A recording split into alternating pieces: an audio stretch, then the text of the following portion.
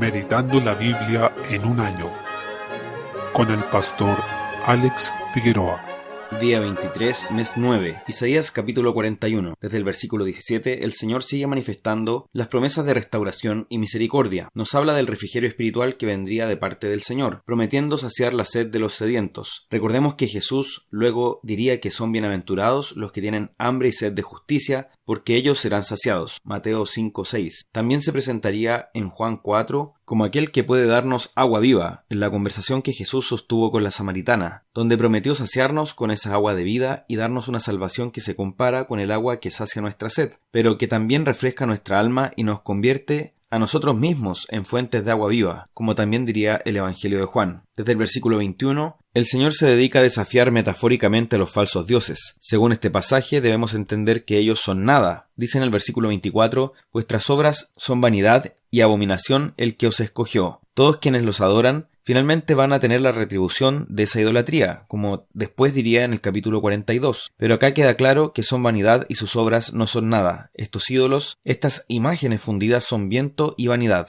y no se pueden comparar al Señor que es único en poder y gloria. A diferencia de los ídolos, que son impotentes y mudos, Dios sí puede anticipar lo por venir y predice el alzamiento de Persia en este caso, pues Él mismo es quien inclinaría el corazón de estos poderosos reyes para cumplir sus propósitos. Capítulo 42. Desde el versículo 1, este es uno de los capítulos ancla de este libro, el cual nos habla del siervo de Jehová y se refiere a él como mi siervo, mi escogido, en quien mi alma tiene contentamiento, lo que nos recuerda las palabras de la transfiguración, cuando el Señor dice, refiriéndose a Jesucristo, este es mi Hijo amado en quien tengo complacencia, Mateo 17:5, y que también dijo el Padre en el momento del bautismo de Cristo. Se promete que el Espíritu Santo estaría sobre Jesús para ungirlo en su obra, como nos habla Lucas 4:18, el Espíritu del Señor está sobre mí, que corresponden a otra porción de Isaías que fue citada por Jesús mientras se encontraba predicando en la sinagoga al inicio de su ministerio terrenal. Algo fundamental, por otro lado, es que Él no quebrará la caña cascada ni apagará el pábilo que humeare, versículo 3. Se refiere a que va a tener misericordia de aquellos que sean débiles, y aún en su debilidad el Señor no los va a eliminar, ni los va a consumir, sino que los mantendrá con vida y tendrá misericordia de ellos. Eso lo podemos ver en nuestras propias vidas, cómo el Señor tiene misericordia de nosotros, y aun cuando hemos caído, como dice el Salmo 52:22, no dejará para siempre caído al justo, sino que nos levanta. En esta primera sección del capítulo destaca la palabra justicia, pues este siervo, por medio de la verdad, traería esa virtud, junto con restauración. Desde el versículo 5 se reafirma la restauración prometida por medio del Mesías. El texto señala, así dice Jehová Dios, creador de los cielos y el que los despliega, el que extiende la tierra y sus productos, el que da aliento al pueblo que mora sobre ella y espíritu a los que por ella andan. Con esa introducción tan solemne, Dios dice que ha llamado a este siervo en justicia y lo va a sostener.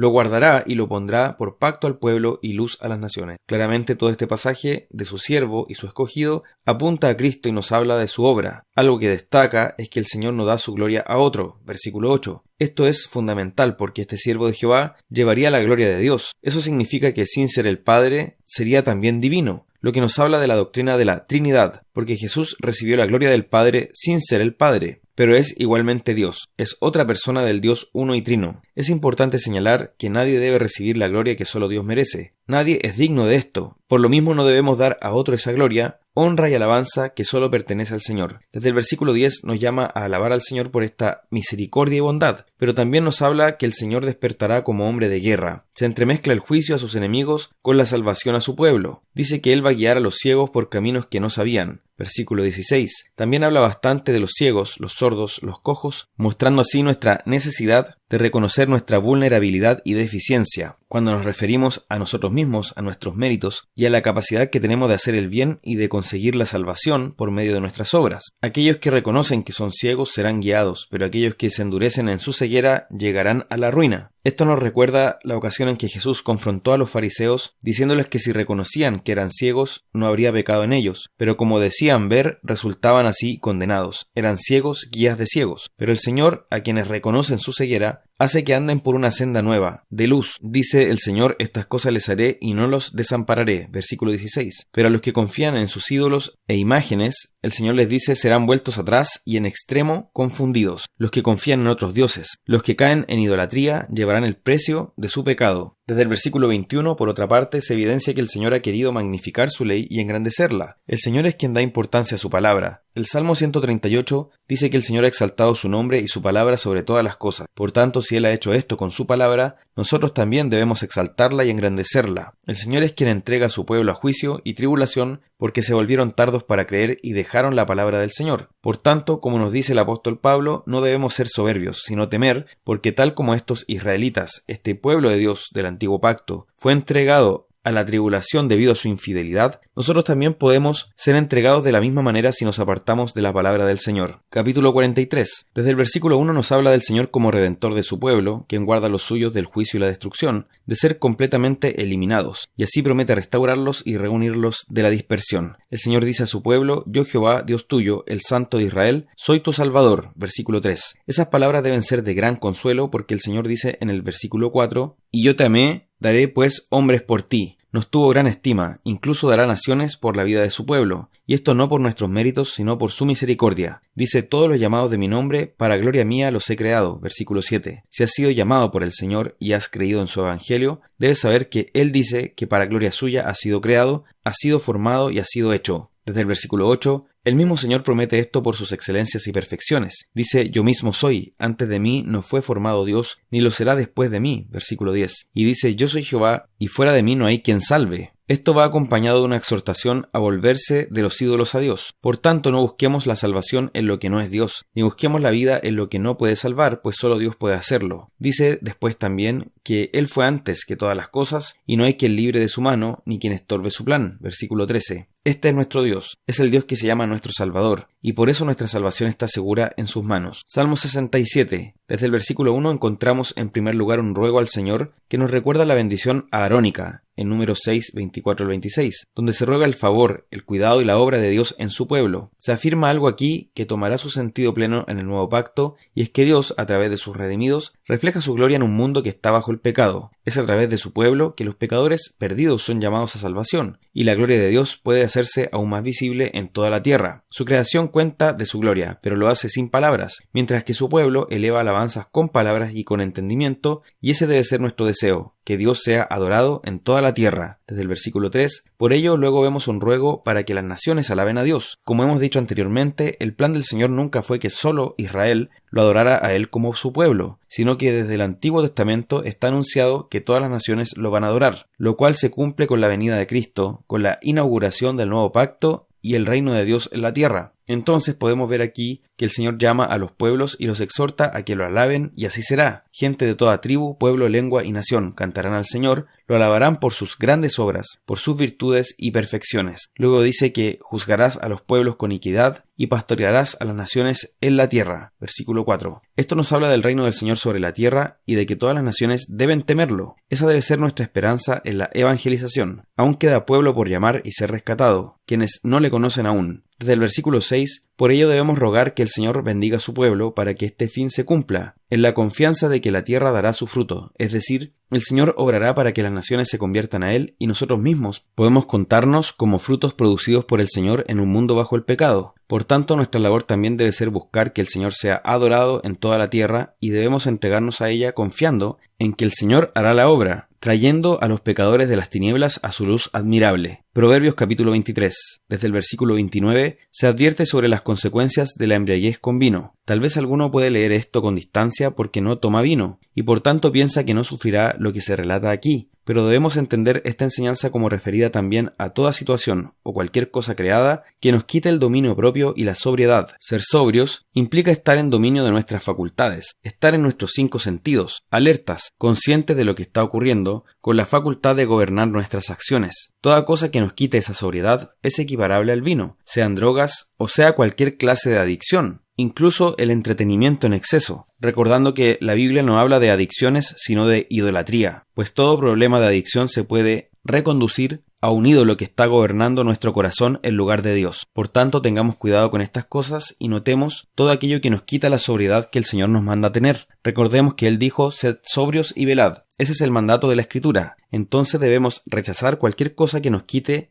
ese dominio propio. Carta del apóstol Pablo a los Efesios, capítulo 2. Sobre este profundo capítulo destaca que habla de contrastes fundamentales, y es así como nos habla de lo que éramos en otro tiempo versus lo que somos ahora en unión con Cristo. Desde el versículo 1 nos habla de cuando estábamos muertos en nuestros delitos y pecados, en los que andábamos en otro tiempo. En otro tiempo estábamos bajo la potestad del diablo, que ahora opera en los hijos de desobediencia. Versículo 2. En otro tiempo, todos nosotros éramos por naturaleza hijos de ira. Versículo 3. Eso nos debe llamar la atención porque es la radiografía espiritual que hace la palabra de nosotros sin Cristo. Eso éramos, hijos de ira, hijos de desobediencia, muertos en delitos y pecados, lo mismo que los demás que ahora están en esa situación. Destaca también la influencia de Satanás, llamado aquí príncipe de la potestad del aire, sobre los hijos de este siglo, es decir, los incrédulos. Se declara que ellos hacen la voluntad del diablo, dado que en su mente espiritual conducen sus vidas en rebelión a Dios y a su palabra, al igual que lo hace Satanás desde antes que ellos. Desde el versículo 4 encontramos un gran y glorioso pero, pues dice: pero Dios, que es rico en misericordia por su gran amor con que nos amó, aun estando nosotros muertos en pecados. Nos amó y obró en nosotros, cuando no podíamos responder, de manera que no podemos atribuirnos los méritos ni la justicia, y se nos dio vida juntamente con Cristo, dice el versículo 5. Por tanto, enfatiza que la salvación es por gracia. El Señor nos ha dado vida y ha sido solamente por su misericordia en unión con Cristo. Desde el versículo 6 sigue presentando el contraste entre lo que éramos en otro tiempo versus lo que somos ahora. Lo segundo que resalta en este pasaje es la unión con Cristo, pues en ese vínculo es que recibimos vida solamente por gracia, siendo también resucitados y sentados en los lugares celestiales. Todo esto, dice en el versículo 7, para mostrar en los siglos venideros las abundantes riquezas de su gracia en su bondad para con nosotros en Cristo Jesús, nuevamente realzando nuestra unión con Cristo y las riquezas de su gracia. Desde el versículo 8 resalta que Pablo dice: porque por gracia sois salvos por medio de la fe. Es decir, la fe es el medio por el que se manifiesta la gracia de Dios en nosotros. Y el apóstol aclara, por si fuera necesario hacerlo, y esto no de vosotros, pues es don de Dios. Es decir, no nace de nosotros, sino que la fe es un regalo de Dios, no por obras para que nadie se gloríe. Versículo 9. Para que nadie se pueda jactar, porque somos hechura suya, es decir, una obra hecha por Él, creados en Cristo Jesús, y notemos otra vez en Cristo, es decir, en unión con Él, para buenas obras, las cuales Dios preparó de antemano para que anduviésemos en ellas. Versículo 10. En consecuencia, somos salvos claramente por gracia, por medio de la fe, no por obras, sino para buenas obras. Es decir, no somos salvos por hacer cosas buenas, pues no podemos comprar el favor de Dios, sino que lo recibimos por su pura gracia, porque Él quiso simplemente amarnos, y ciertamente los que han recibido esa gracia andan en buenas obras. Desde el versículo 11 se evidencia que hay una conclusión, ya que dice por tanto. Cada vez que menciona un por tanto, el apóstol llama la atención de lo que había dicho anteriormente y expondrá una conclusión de aquello. Así, hablando de esta salvación por gracia, por medio de la fe para buenas obras, nos pide: acordaos de que en otro tiempo vosotros, los gentiles en cuanto a la carne, erais llamados incircuncisión. Nos recuerda que estábamos excluidos de los pactos y de la ciudadanía de los santos, porque ¿quiénes eran los que tenían